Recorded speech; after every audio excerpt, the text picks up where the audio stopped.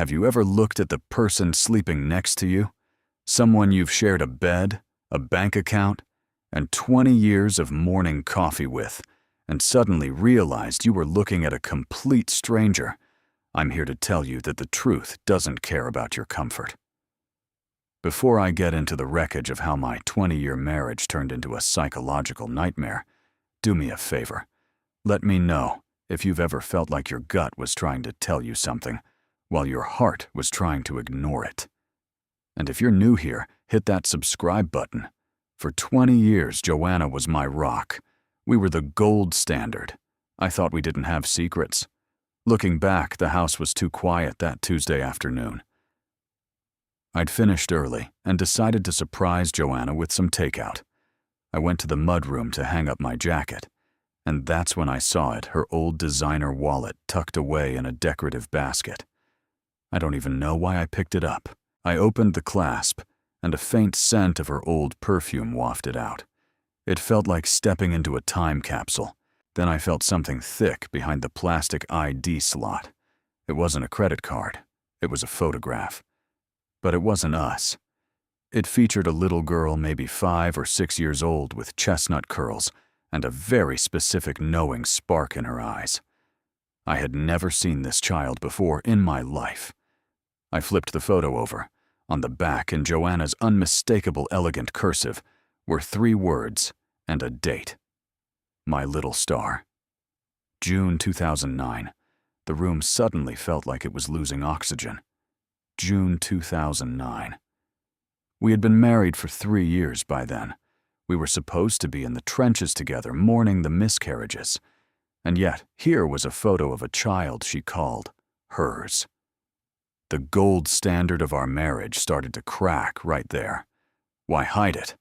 Why tuck it away like a piece of contraband? I started to think about the yoga classes that sometimes ran late. I thought about the weekend trips to see her sick aunt that I was never invited to join. I thought about the private P.O. box key I'd seen on her keychain. It's funny how fast a man can go from being a happy husband to a forensic investigator. I walked into our home office and opened my laptop. I know my way around digital footprints. I accessed our shared bank accounts first. Nothing looked out of the ordinary. But then I started digging deeper into her personal savings account. I saw a pattern. Every single month on the 15th, there was a transfer. $500. Sometimes $800. Always to an account labeled simply with a string of numbers. The math was simple and devastating. If she had been sending this money since 2009, she had funneled nearly $100,000 out of our lives. $100,000 to a ghost. My stomach churned. This wasn't Trace, the successful consultant.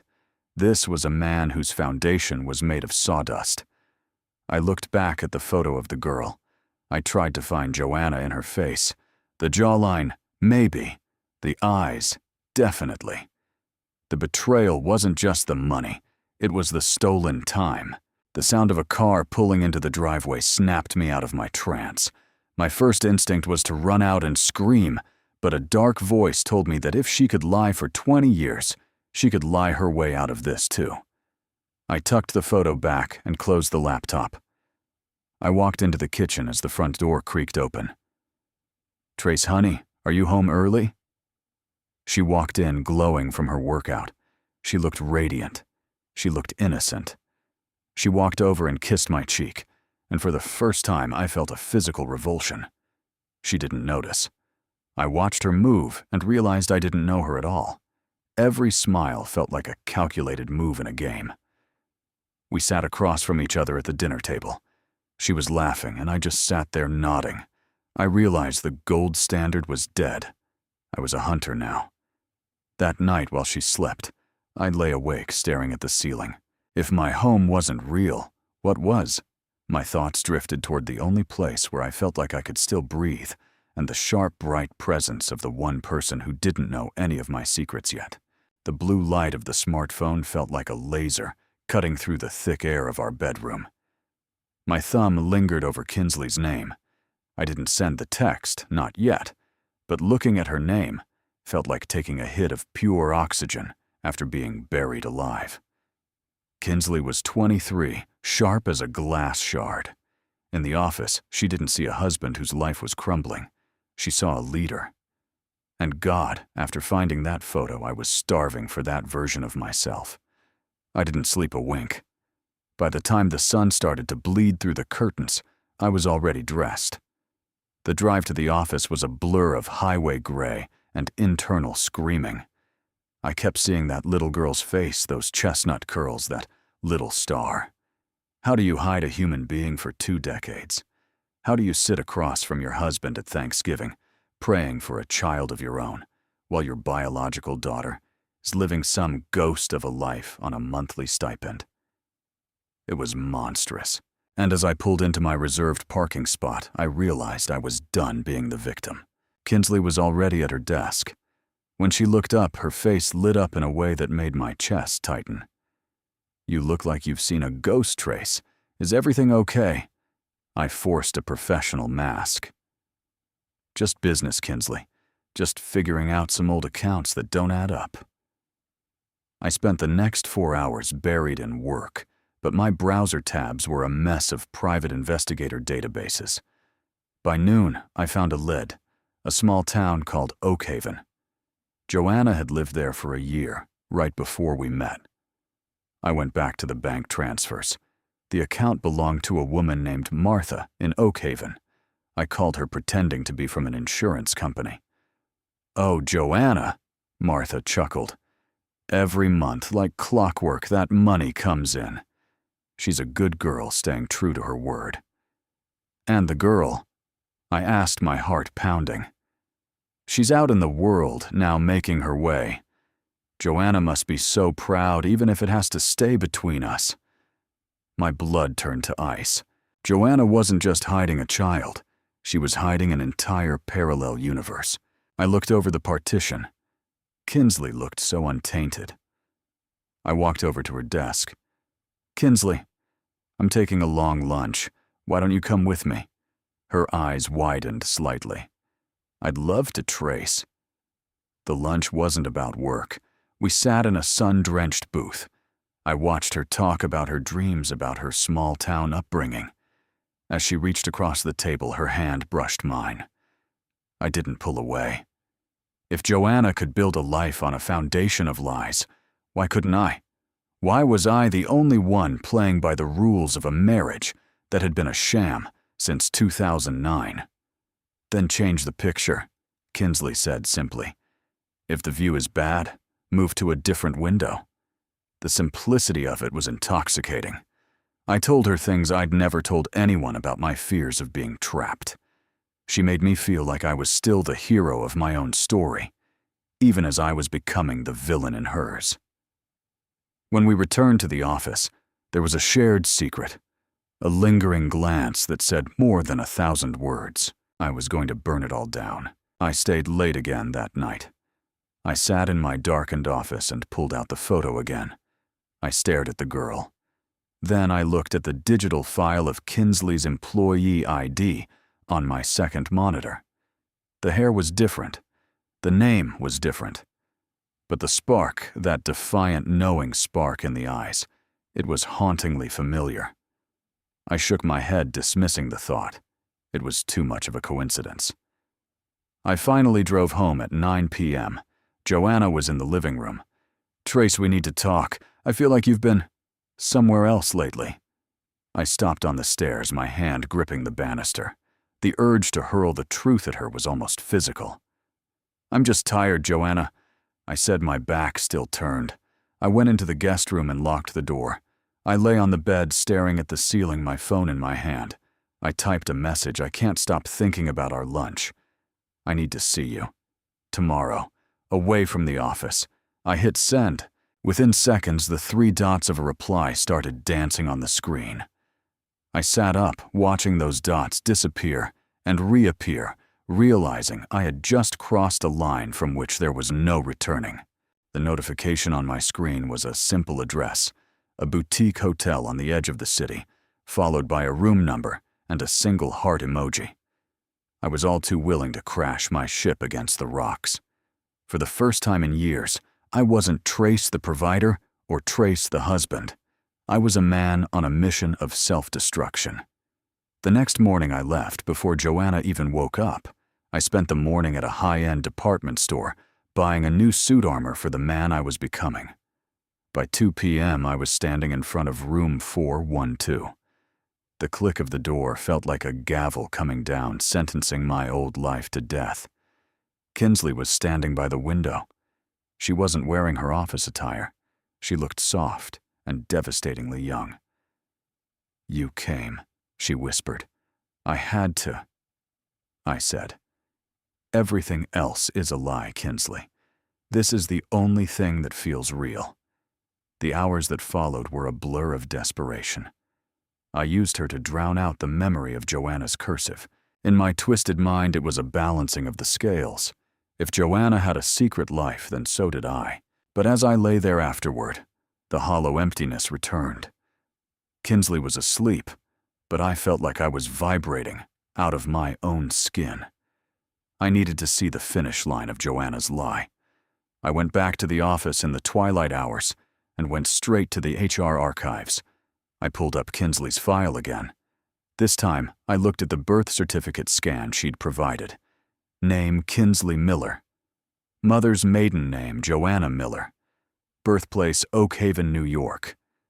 The world didn't just stop, it inverted. The girl in the photo, the little star.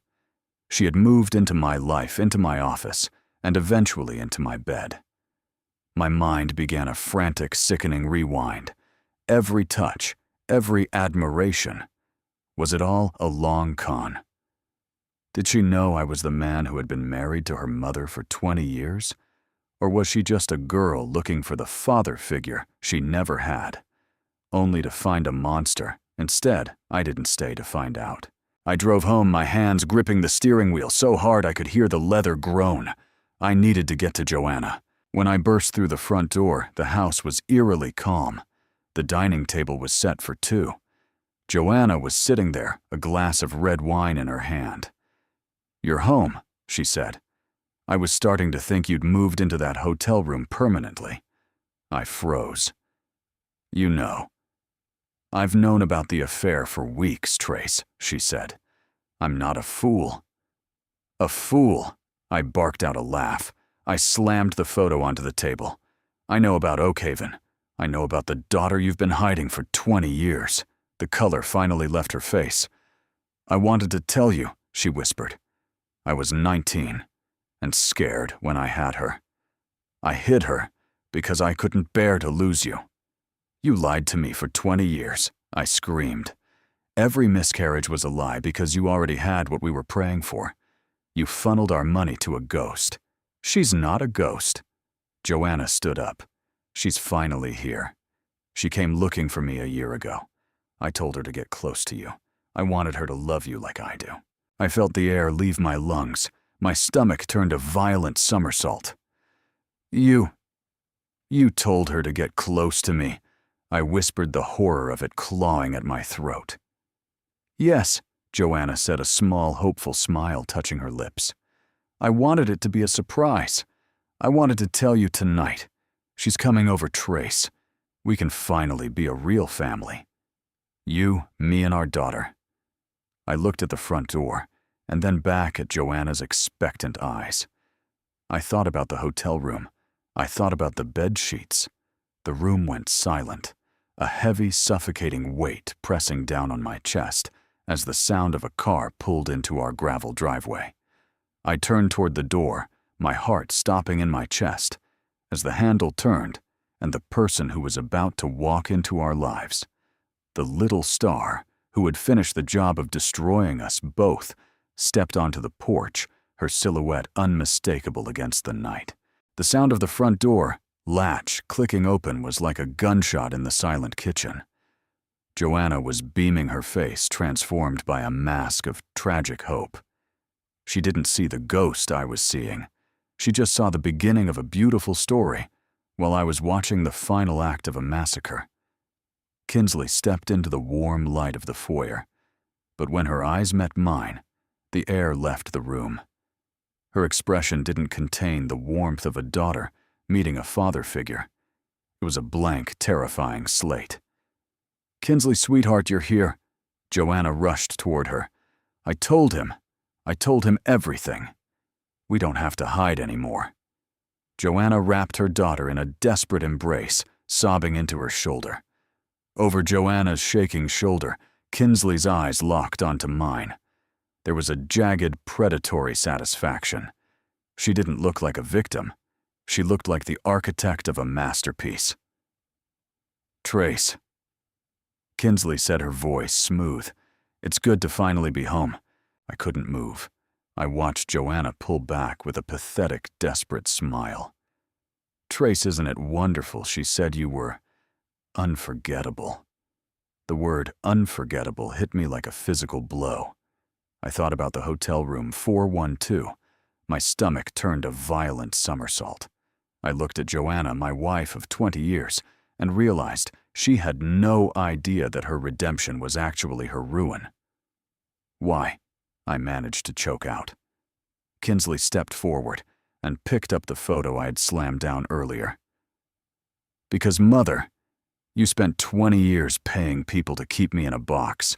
You loved me from a distance because you were too weak to face the mess of your own choices."